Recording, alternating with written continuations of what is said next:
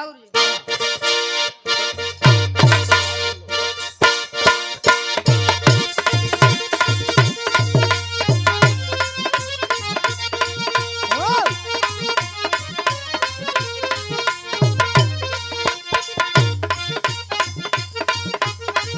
प्यार कर गुनाह होता गुनाह हम कइले बानी आज ले तोहार फोटो आज ले तोहार फोटो करे जवान धइले बानी आज ले तोहार फोटो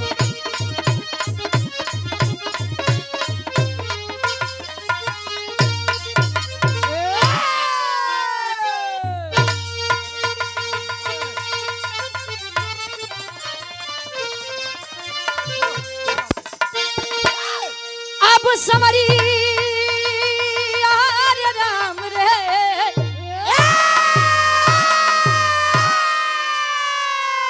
आ, आ,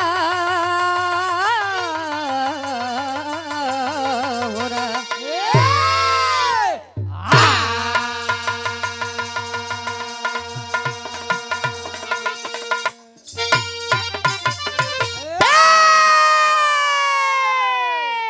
अरे वीर होते कैसे हैं किस लिए किसी का इतिहास गाया जाता है।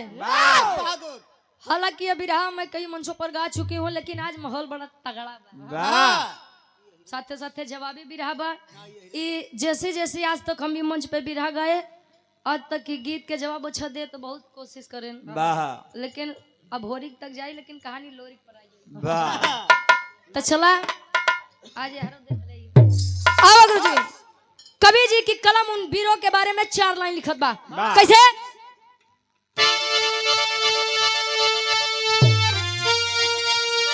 अरे तो अरे जंग जोहर का बजता बिगुल जंग में अरे तरंग लाती थी लोरी की थी जब जवानी रक्त की बूंद में खून है खून का अरे तलोरी के लइका या भोरी के कहानी अरे की छाती पे गर्जन करे सर्वदा बोला या भोरी माँ क्यों न पिंडदानी हुआ मजरी कहे गुलामी न मंजूर मुझको करे हक अदा वही बलवान हुआ।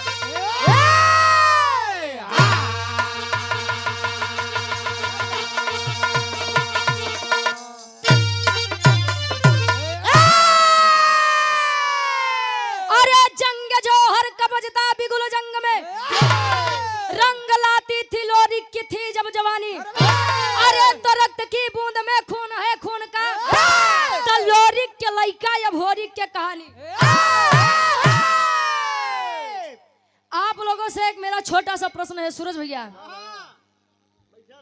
गड़गौरा के एक वीर जेकर नाम कुबई बताया गया और खानदानी लोग उन्हें प्यार से कुबई दादा कहते हैं। ये हमारा इतिहास है साहब हमारा है और इतिहास बोलता है। ए भैया कुबई दादा के ससुरारी कहाँ भाई आप लोग जाना थे नहीं जानता जाना था 100 रुपया तक नाम बोलवाइले है। हाँ तोरिक ना जवाब दे वाला हो तो कल्याण है भैया देश के। ए भैया कुबई दादा के ससुरारी ये हमारे प्रतापगढ़ में एक जगह बा जेकर नाम नेवाड़ी जेठवारा प्रतापगढ़ बताया जाता है और वही नेवाड़ी जेठवारा में एक धाम बा जेकर नाम खोइलन धाम बा। कुबई दादा के बियाह माई खोइलन से भया अब माई खोइलन के नाम से वो पवित्र धाम बना बा खोइलन धाम। कुबई दादा और माई खोइलन के बीच में 2 लड़का जेकर नाम बिरलोरी और बीर समरू बताया गया। बिरलोरी अच्छा बिरलोरी का कई विवाह हुआ था जिनमें से मजरी जी बिरलोरी का माई मजरी के बीच में एक लड़का जेकर नाम अभोरिक बताया गया। कहानी हमारे यारे से बा बिरलोरिक अगर बिरताई का नाम यहाँ जाए तो लोग बिरलोरिक का नाम इतिहास के पन्नों में बड़ा अदब से लेते हैं। पहले के लोग एक बात कहें कि जेकरे जवानी आवत है तो चोकरत की आवत कहे और अच्छा तोरे आ रही का यार। आज चली गए। अच्छा आए चले गए। ए भैया कोनो आशिक अपने मासूका से कहे मिजाजी गजल बा कैसे।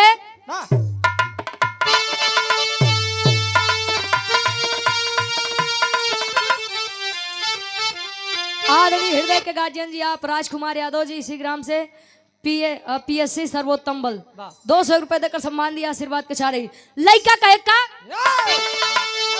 अरे तो परवाने जल रहे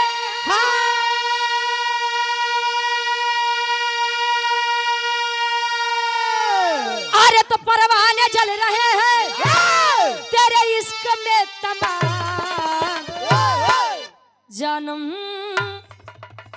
आए अरे जानम जरा इसी आग में अरे जानम जरा इसी आग में खुद को जला के दे जानम जरा इस आग में खुद को जला के दे जानम जरा जो खुद को जला के दे जानम जरा इस आग में। हृदय के गार्जियन जी पुनः इस भाव का सम्मान करते हुए पूज्य हमारे धर्म के मौसा जी और सूरज वंशी जी के आप मौसा जी हैं। धर्म के रिश्ता बड़ा बेजोड़ भाई आज के समय में। आदरणीय हमारे गार्जियन जी बब्बू ठेकेदार साहब ये 200 रुपए देकर सम्मान किए। अमित हार्डवेयर के प्रोपराइटर साहब मलिकार साहब हमारी गार्जियन जी बब्बू ठेकेदार साहब और पुनः हमारे गार्जियन जी बड़े भैया आप राजेश यादव जी आशीर्वाद हॉस्पिटल से पुनः इस भाव का सम्मान करते हुए 100 रुपए। ए भैया ये तमाल्ला हुआ आशिक और मासूका के बात रही है। वीर होते कैसे हैं एक बात जान लीजिए वीर सदैव पानीदार अच्छा लगता है मर्द हमेशा पानीदार अच्छा लगता है। वीर चाहिए तब के हो वीर चाहिए आज के हो। वीरन के बारे में एक लाइन कैसे। अरे तो बोला है वीर बघेला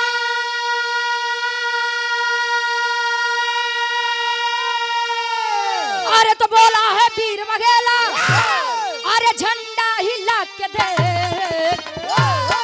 अरे तो बोला है वीर बघेला झंडा हिला के दे हट जाएगा समर से अरे हट जाएगा समर से अरे पंजाब मिला के दे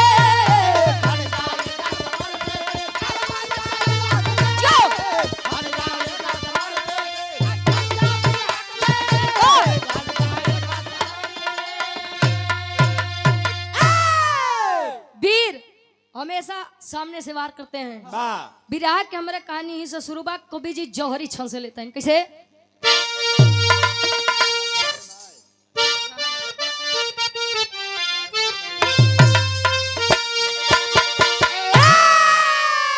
अरे तो एक दिन मजरी माता से भोर के आके बोला अरे तब से तुम हो सोई अरे अब नायकिया खोलना हे पिताजी मेरे सानी तलवार हाथ में साजे कहने जिनके माँ दुर्गा अरे माता रही विराजे रणदंगल में जब जाके अरे तन से बहे पसीना समझ के अंदर मुश्किल करते थे जीना नबी चुनौती से दे तो सहते वो है कमीना जो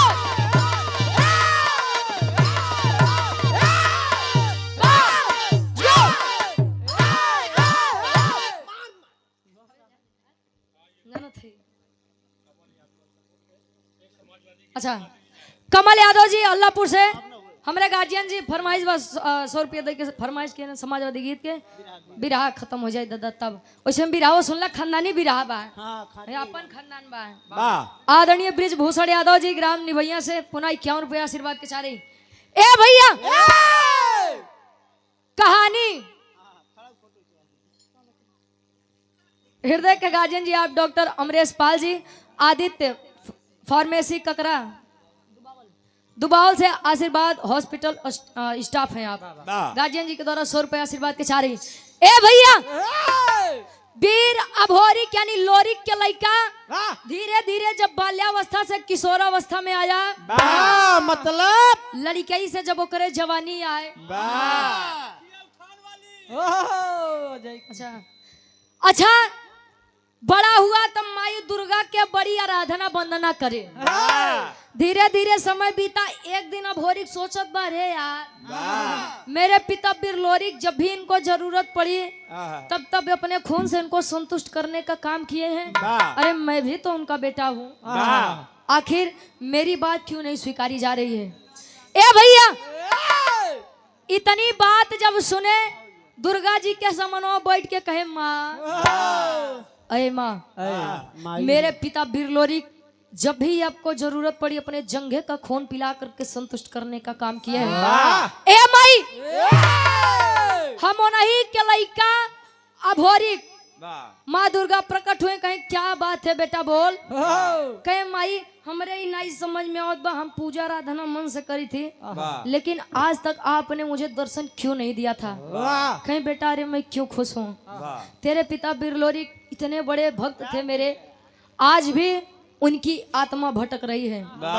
आत्मा आस्था भी है और एमा कुछ बातों बा। आस्था का विषय है, इसलिए मैं ना आस्तिक हूँ मैं ना नास्तिक हूँ, मैं वास्तविक हूँ।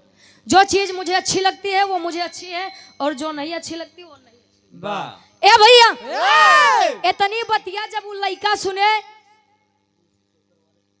मुंशी चौकर वाले हैं छिवैया की पवन सजमी से 100 रुपया आशीर्वाद के चाह रहे और 50 रुपया बजरंगी लाल यादव जी सुमेरपुर से 51 रुपए। ए भैया कहे आज भी तेरे पिता बिरलोरिक की आत्मा भटक रही है बेटा। मुझे कष्ट इस बात का है कि आज तक तेरे पिता का पिंडा दान नहीं हुआ। वीर अभोरिक खड़ा आया माँ मजरी के पास, कहे माँ ए माई ये मैं क्या सुन रहा हूँ, मेरे पिता बिरलोरिक का भी पिंडदान नहीं हुआ। तले माई एक बात कहे अपने लड़का से, का कहे गुरुजी एक लाइन गीत लगत बा, ये बिरहा सम्राट वीर रस के माने जाने कलाकार ये हमारे गुरुजी रामदेव गुरुजी अपने जवानी के आलम में गावे गाय ने और गाय के चला गए। तू कब जाबू कहाँ घर मैं कुछ देर बाद जा। लड़किया कहे का पुरान गीत बा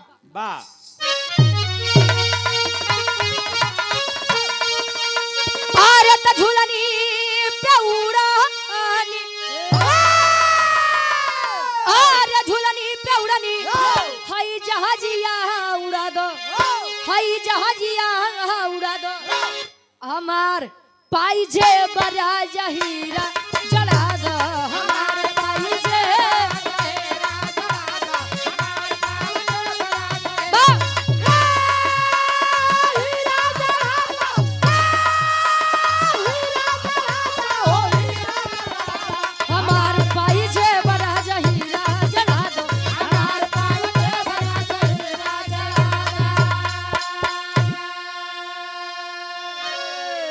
लेकिन भाव पर आप लोग गौर करिएगा।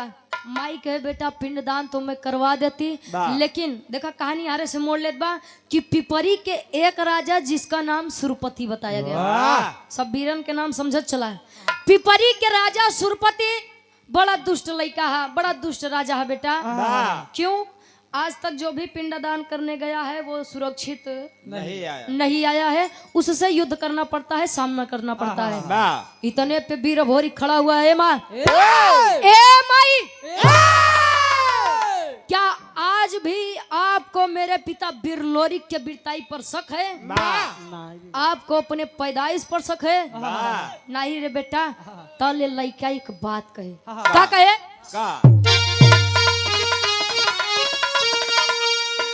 अरे बिरताई क्या मारे, अरे बिरताई क्या हमारे हई तिलकिया लगावो, हई तिलकिया लगावो, हमार माई हमके रण में पठावो, हमार माई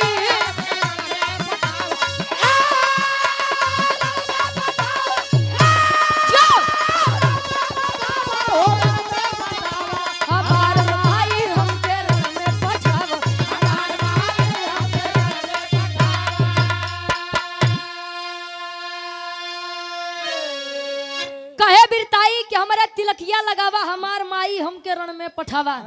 अच्छा तिलक कई प्रकार का होता है। तिलक पहला तिलक जौन पूजा पाठ करे के बाद ही लोग लगाई लेते हैं। अब सर्दी में कितने जने बिना नहाए लगाई हैं। न जानी कितने जन तो आज मजबूरी में नहाई लें दूसरे घर रहे के नाते। दूसरा तिलक विजय तिलक होता है। कोई भी किसी भी क्षेत्र में जाता है तो वह सोचता है कि प्रथम विजय का तिलक मेरे मत्थे पर लगे।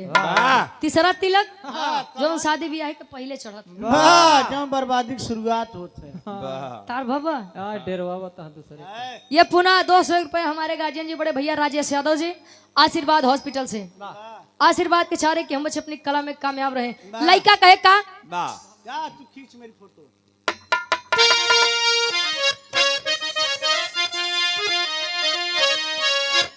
दीपचंद प्रजापति जी दोदापुर से 100 रुपए आशीर्वाद के चाह रही। वीर भौरी के अपने माई मजरी से। अरे बाहल गुमान बाटे अब दुश्मन के भारी मिठाऊ खानदान बाटे पूरी तैयारी।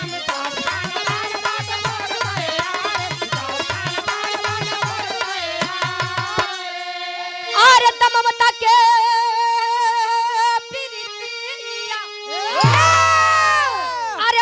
प्रीतिया तू मन में जगावा हमार माई हमके रण में पठावा। कहे ममता के प्रीतिया तू रण में मन में जगावा हमार माई हमके रण में पठावा।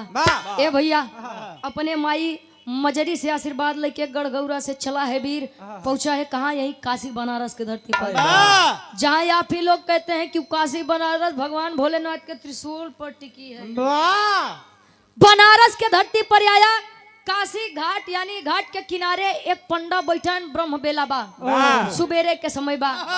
तले जब बाबा अखिया खोले तब वीर भोरी के देख के पूछते हैं लल्ला बचवा ए बाबू का बेटा कहाँ से आए हो। वो पंडा के नाम का रहे कवि जी फरियावत है।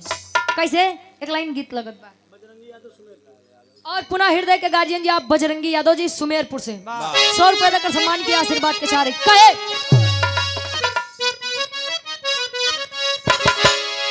कोनो दुल्ही कहे अरे जब से गवनवा के पहले के समय शादी हो जाए तो गवना 3 साल 5 साल 9 साल 11 साल 13 साल 17 साल 19 साल 21 साल 23 साल 25 साल 27 साल।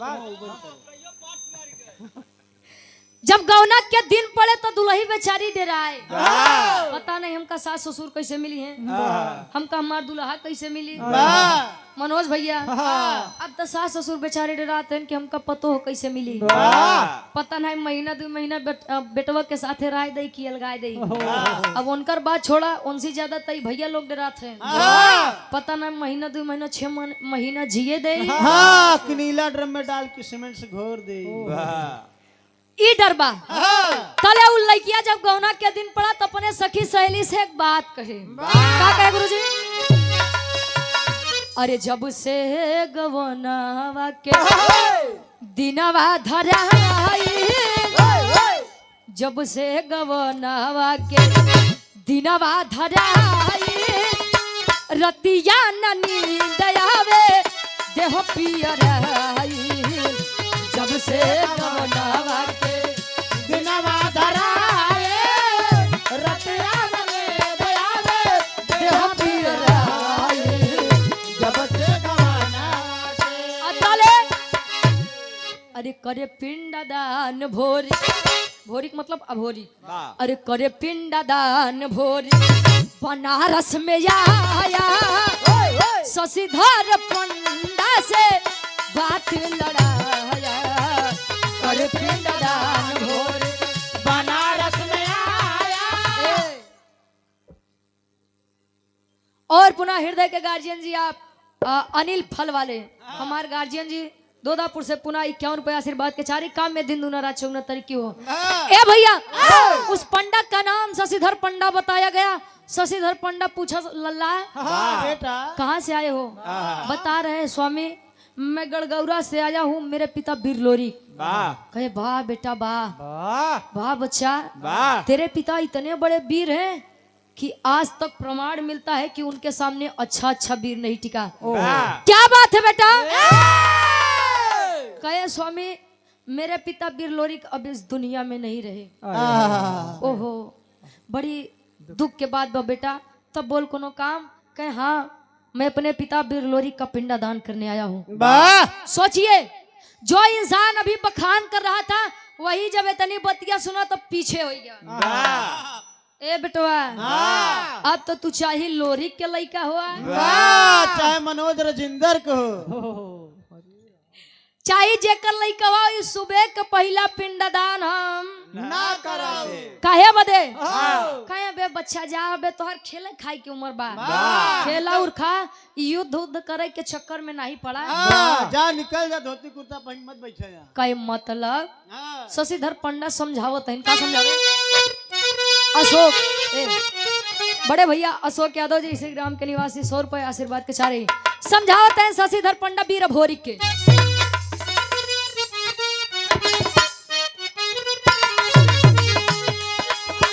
काहे पंडा पहले पिंड दान करी है राजा, काहे पंडा पहले पिंड दान करी है राजा, पंडा पहले पिंड दान करी है राजा।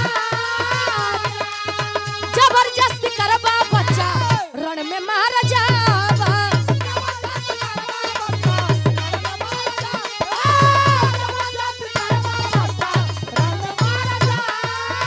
जबरदस्ती करबा बच्चा रण में मार जावा। तब सुन के खबर भोरी,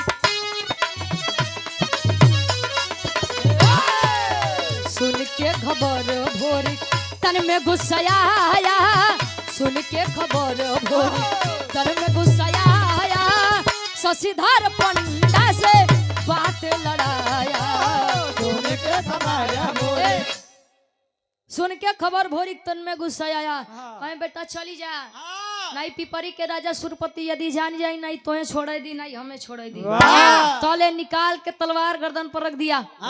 ए बाबा ये बताइए पिंडदान करवाएंगे कि नहीं करवाएंगे? करवाएंगे कि नहीं करवाएंगे? बोला करवाऊंगा।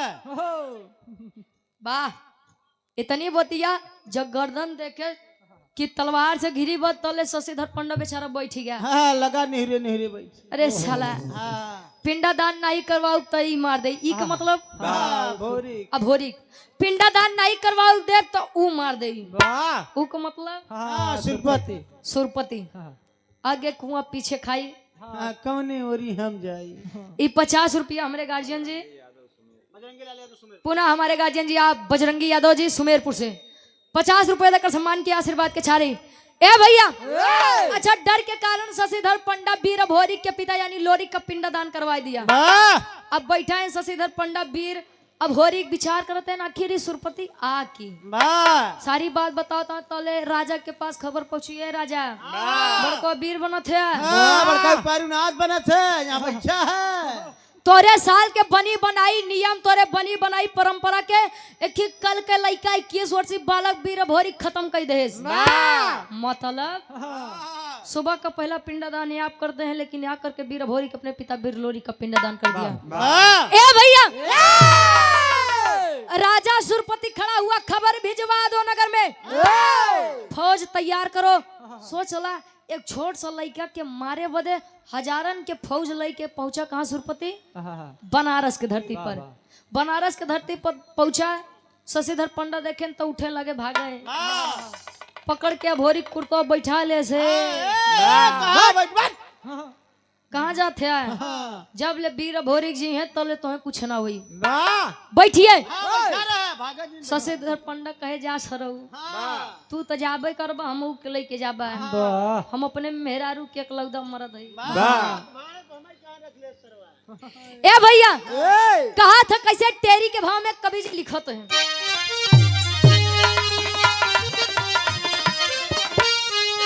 अरे राम जवानी जंगी जूझे जमके, अरे जवानी जंगी जूझे जमके, तलोरिक पूत या भोरी कहे मिटाऊ वो हमके, अरे हो हमके, अरे हो हमके।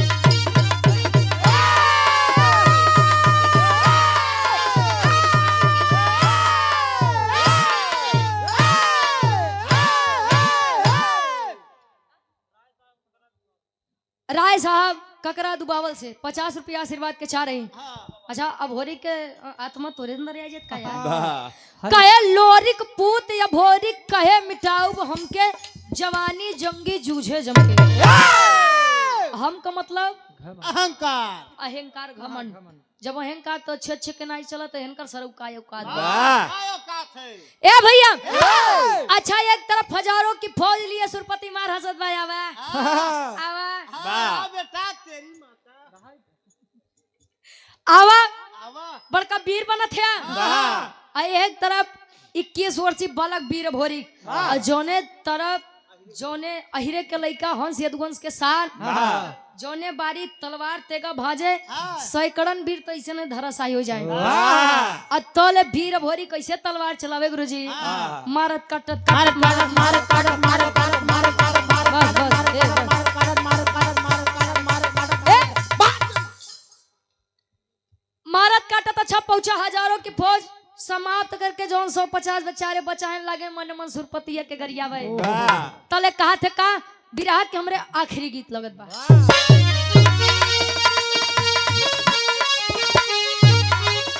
अरे सासू मारे तनवा अरे सासू मारे तनवा आई नदिया मारे तनवा रे तनवा आई हो मारे कि तनवा आई हो मारे तो हमारे भैया के सरवा रे तनवा आई हो मारे ना तो हमारे भैया के सरवा रे तनवा आई हो मारे ना तो हमारे भैया के सरवा रे तनवा आई हो मारे ना। कहे तनवा आई हो मारे ना हमरे भैया के सरवा तनवा हाय हो बारी देखा आप लोग हंस के आग मती लगावा। हाँ ये हम नहीं कि पहले के लोग गाँव में अच्छा कुछ गवैया खड़ा हुई तो कहीं सासू मारे तनवा ननदिया मारे तनवा तनवा हई हो मारे ना हमारे आगे कोई भी नहीं यार तनवा हई हो मारे ने।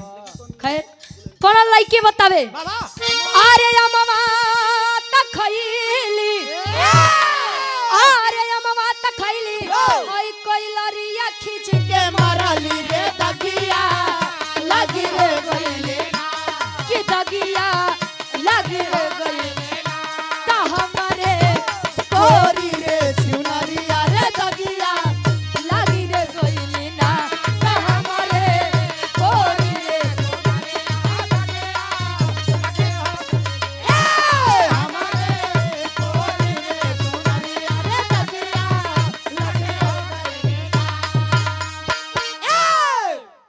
ला इंटरटेनमेंट खातिर भैया लेकिन होत का कभी जी भाव में दर्शावत है।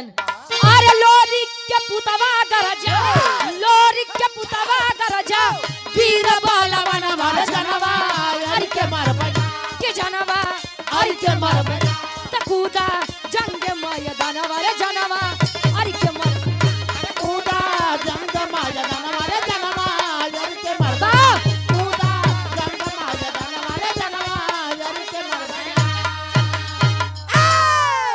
चल दिया ए भैया 150 सेना बची बतले सुरपति के लगे गरियावे कि जा सारे तोर कुल नाश हो जाए तोर खानदान चला जाए जा जब लोग गुस्सिया थे तो ऐसे शराब देते मर जा साले तोरे चक्कर में तो पागल रहे जोन मर गए हम लोग इतना पागल नहीं है तोरे चक्कर में अपन जान दे चलो ए भैया 150 सेना जोन बची बा यार लंबे लंबे बेचारी लेट गए तले सुरपति लगे पहुंचा पकड़ के कॉलर नीचे खींच लिया उधर नीचे उतार सारे काट लूंगा तेरा का कटवा मुड़ी मुड़ी पूरा बोले करे यार कोनो दिन अपनो त जाबे करबा हम लोग कले जाबा ए भैया वीर भोरी सुरपति का घमंड तोड़ करके मोहे में काली पोताई के गधा पे बैठाई के बनारस के ऐसा कोनो कोना नहीं बचा जेपा सुरपति के घुमाए नहीं हो एक गली छोड़ के कौन गली हो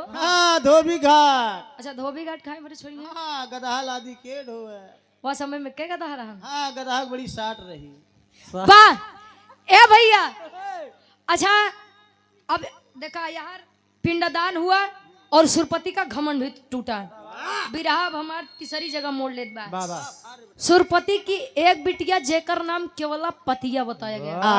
अरे बारे केवला पतिया केवला पतिया अभोरी के बिरताई पर पहले से ही खुश थी, मुग्ध थी। जले तनी बतिया सुने तो आज अब मन में इच्छा जगी बा, अरे हमार सैया अब जियब तोरे बदे मरद तोरे बदे। ये हमार पो पो केवला पतिया के अंदर बड़ी अच्छी विशेषता रही, कौन चीज जानो थे? जादू करने की कला बहुत अच्छे से जानती थी। बाहर केवला पतिया तब आराम से बैठी हुआ अतले करत का पापट के भाव में कवि जी लिखत है। अब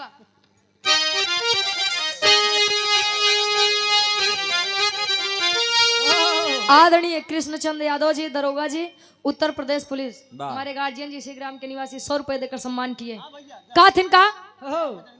अच्छा, राजू यादव जी, समोसा टिकिया वाले, उदयनगर बाजार से गार्जियन जी 100 रुपए देकर सम्मान किया, आशीर्वाद के चारे।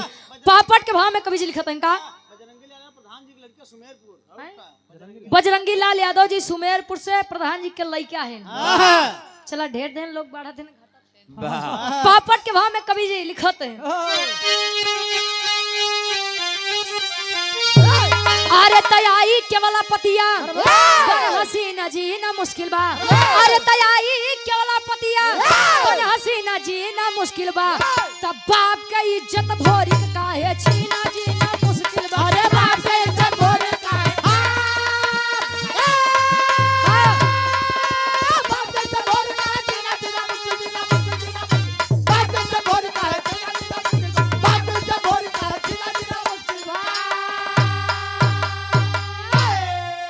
जादू चलाई दिहली सुगना बनाई हो, पिजरा में कैद कई के पीपरी लई के आई हो। अरे कहे कुंवारी जियब नहीं तोहर बिन जीना मुश्किल बा।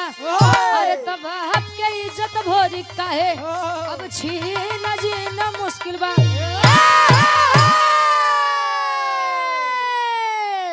आदरणीय हृदय के गार्जियन जी, आप राकेश ठेकेदार साहब निभैया की पवन सरजमी से कौन चीज के ठेकेदार हैं आप? भैंसी के। अच्छा, बिल्डर हमारे गार्जियन जी ठेकेदार साहब, हम तो सोचे 200 रुपए देकर सम्मान किया, आशीर्वाद के चारे। अच्छा, मेहरारून के एक आदत होते इशारा से बड़ा बतिया थी। जैसे गुरु जी तनी बताओ तो बतावा तुम मनाई है जानवर ना होगा। ए भैया, अरे यार फ्लैश लगते नहीं जब करा है। आई केवल पतिया पूछत बा, ए बाबा ए बाबा ए बाबा यार लखा ए बाबा का फुतु फुतु फाने है यार। तले केवल पतिया बोलाई के पूछत बा के यार जे हमारे बाबू के बनी बनाई इज्जत नाश करे। तले बाबा दिखाओ तन मार तनी आई के है या देख ले ये आज तोरे बाबू के बनी बनाई इज्जत नाश करे। तले अरे बाप रे बाप, इतना सुंदर अपने जादू से सुगना यानी तोता बनाई के पिजरा में कैद करके पीपरी के राज्य लेकर आती है। केवला पतिया एक बात करे, दिने में तक बीरा भोरी सुगना बना रहा है, लेकिन जब रात होए तले मरद के तन दे काहे बदे जाना था? जबरदस्ती प्रेम करना चाहिए।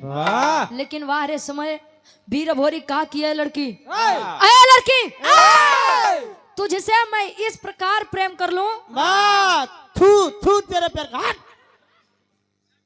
वाह बीरा भोरी खेला ये 21 रुपए देकर सम्मान किए हृदय के गार्जियन जी बजरंगी लाल यादव जी सुमेरपुर से, प्रधान जी के आप सुपुत्र हैं, आशीर्वाद के चारे। ए भैया, अच्छा धीरे धीरे समय बीतत बा। ए भैया, गढ़गौरा में माई मजरी के अपने बेटवा अभोरी के चिंता सतावत बा। माई के जियरा गाई के, पुतवा के जियरा कसाई के, बात बाबू जियरा साढ़े के। अरे जिया से आदरणीय हृदय के गार्जियन जी अमरेंद्र यादव जी, आशीर्वाद हॉस्पिटल से गार्जियन जी 100 रुपए देकर सम्मान किए। ए भैया, गढ़गौरा के दुई वीर जेकर नाम देवराई और चनराई बताया। माई मजरी भेजत नहीं कि जा अपने भाई के पता कई क्या बा। वाह भेजत ही कहा आल्हा के भाव में कवि जी प्रमाण देते हैं।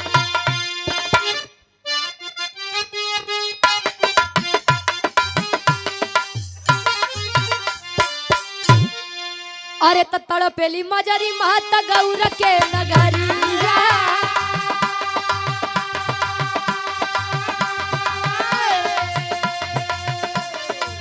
देवराई चनराई के दी होलिन पठा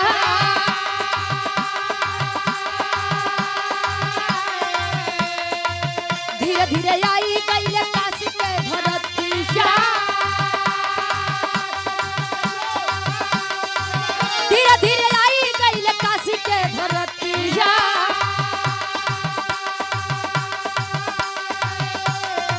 शशिधर पंडा हो गईलन भेटा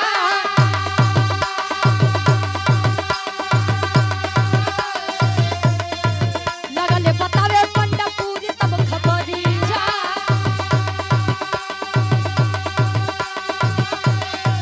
लगले बतावे पंडा पूरी तब खबरिया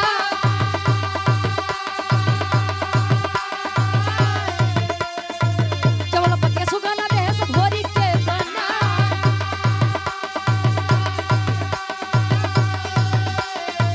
जमुनी के बोलाइली होले दुनहु हो बीरावा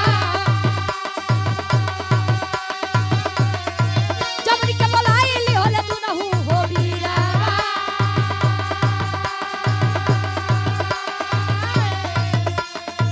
झूम झूम जोगी बन के भजन रहेगा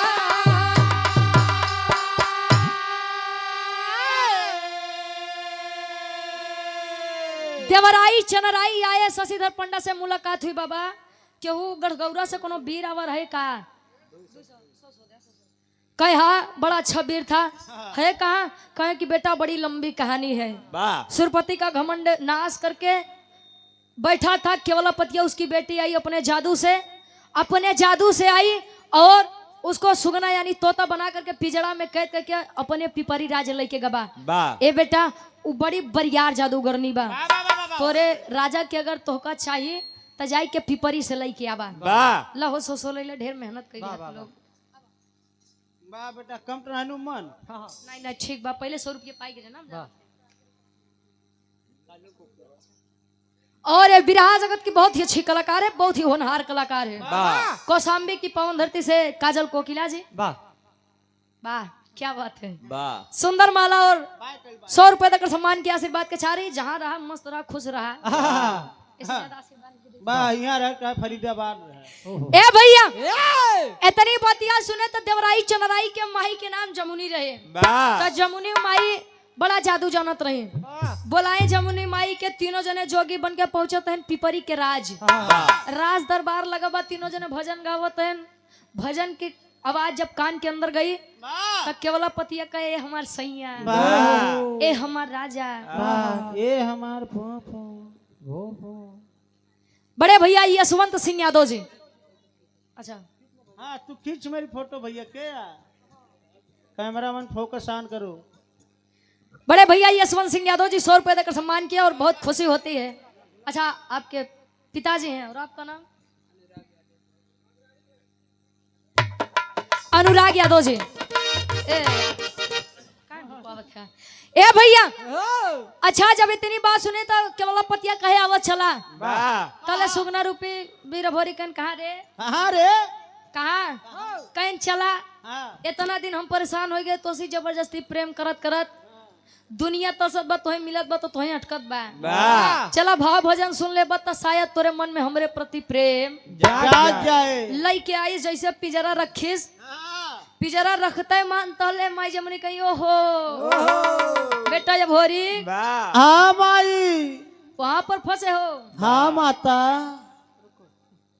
रुका तोरे आत्मक शांति देते ए भैया तले अपने जादू से जमुनी माई वीर भोरी के ठीक करत दे तले केवलापतिया हर लखत बारे अबे हम कुछ करबो ना भाई हमार संगे कैसे ठीक हो गए आ तले माई जमुनी अपने जादू से केवलापतिया के गदही के रूप दे दे गदही गदही बन के जब हमने बाऊ लगा खड़ी बा बेचारी हाँ मुड़ी नीचे की है बा काहे बदे कपड़ा कौन पहने रही मुड़ी नीचे कह के अच्छा खड़ी बा। अच्छा एक बात है, जो पिता अपने बेटी और बेटे में कोई अंतर नहीं करते, वो अक्सर बेटे से ज्यादा प्रेम अपनी बेटी से करते हैं। सुरपति के औलाद वो लड़की बैठ गए जमुनी जी के सामने, अतले एक बात कहे का कहे, आखिरी भाव खड़ी के भाव में कवि जी लिखत है।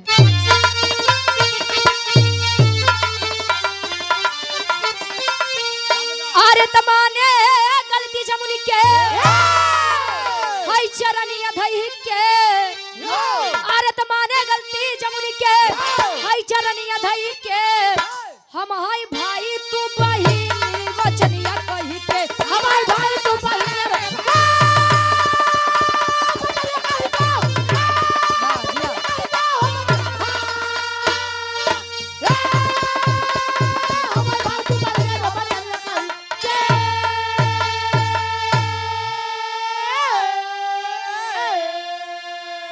बहन, मैं आपके भाई के समान हूँ, आप मेरी बहन के समान हैं। मेरी गलती की सजा मेरी बेटी को मत दीजिए, उसे छोड़ दीजिए। तले मार केवल बीर भोरी तनिया तहने के नहीं छोड़ब, ए माई के नहीं छोड़ब, सारे तीनों काट ले। का? हाथ गोड़ मुड़ी। पूरा बोला ना? ए भैया, पुनः हमारे गार्जियन जी राजेश यादव जी आशीर्वाद हॉस्पिटल से 200 रुपए फरमाइश बस समाजवादी गीत के आखिरी भावा। तले माई जमुनी कहीं बेटा बैठ जो, मार गरमात है, बैठ बैठ बैठ। तले बीर भोरी कहे माई हमें के एक के शर्त पे छोड़ब। कौन शर्त बा?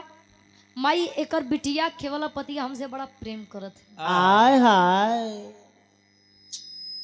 ओकर शादी हमसे करवाई दे, एक के छोड़ दे। तले सुरपति कहे बेटा शादी तो मैं करवा दूं, लेकिन एक दुविधा है, या तो तू गदहा बनी जे, या ते के लड़की बनावा। तो सब जोड़ खाए कैसे? वो गदही तू लड़का कहाँ से जोड़ मिली? मैं जमने कहीं ना परेशान मत हुआ, क्योंकि गदहा गदही बने के जरूरत नहीं बा। जले रिश्ता जुड़त बात, अब रिश्ता बनी जाइए। अपने जादू से फिर से उसे लड़की का तन देती हैं। अतले होत का हमरे बिरहा के आखिरी निचोड़ बा।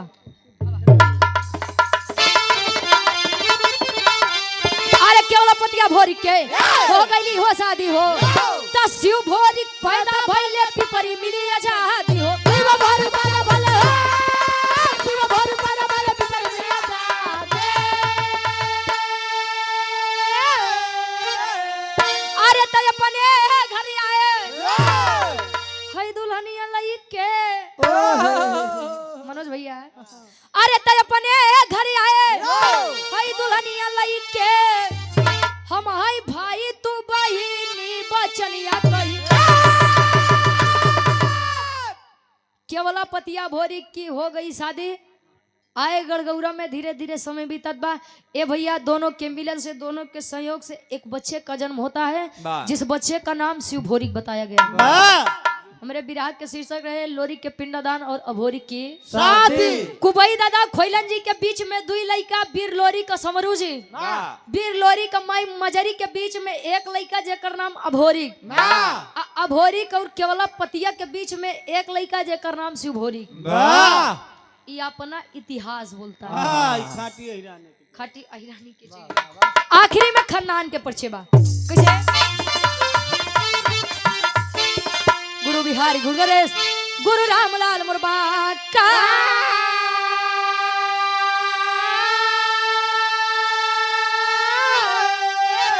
अरे स्वर्ग विराजे कवि चंद्रिका, बच्चन का विजय पताका हो।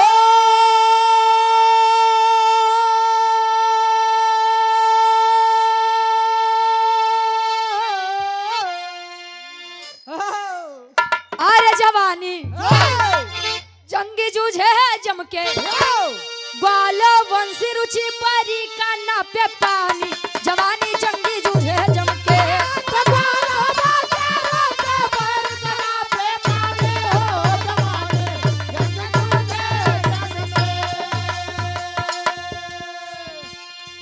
ए भैया